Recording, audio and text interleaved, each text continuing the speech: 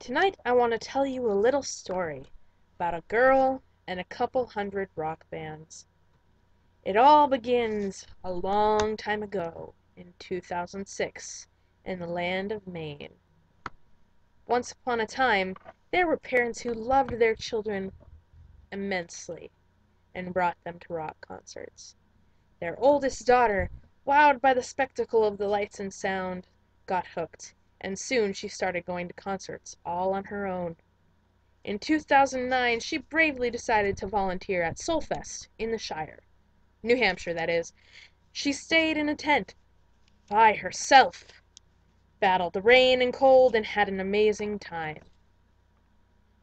Soon the little girl was traveling far away to the distant kingdom of Ohio to work at concerts. These journeys took days trapped in a carriage with other people, eating terrible road trip food. Suddenly, a great adventure took the girl far from her homeland in search of knowledge, communion with God, and according to some, an MRS degree, but she never strayed far from a concert venue.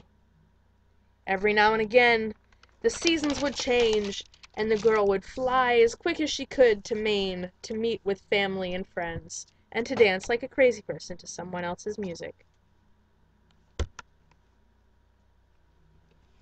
These events were never without their challenges, or their dangers. She was kicked in the head, punched in the face, stomped on, and nearly saw men drop to their death from the hands of a crowd. Amidst her adventures, she acquired many friends from all over the world, some from kingdoms as close as Texas, some from shores as distant as that of Canada. She saw many wondrous feats, from dual backflips to zipline jumps, from drum solos that melted men's faces to guitar licks that brought bristled old bikers to tears. There were moments of intense headbanging, and many a great battle was fought for space in the mosh pit. She jumped and dug for souvenirs against men much bigger than herself, and boldly approached every band for autographs. There were days of awe-inspiring experiences, quiet introspection, and focused camera snaps. There were also days when she couldn't use her camera, and that really sucked. Some say the girl has gone into hiding, that she has been separated from her lifelines that brought her to these shows. Some say she's just too poor to keep on going.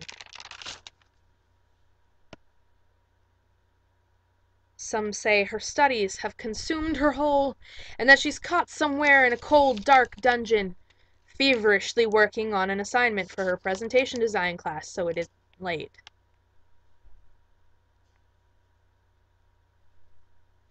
But let me assure you, wherever there is a band who needs socks, or a poor musician who needs a free meal from Denny's, wherever a friend can get her in for free or she can scrounge up the money for a ticket, she will be there, ever vigilant and ever in the front row, screaming and headbanging like a lunatic.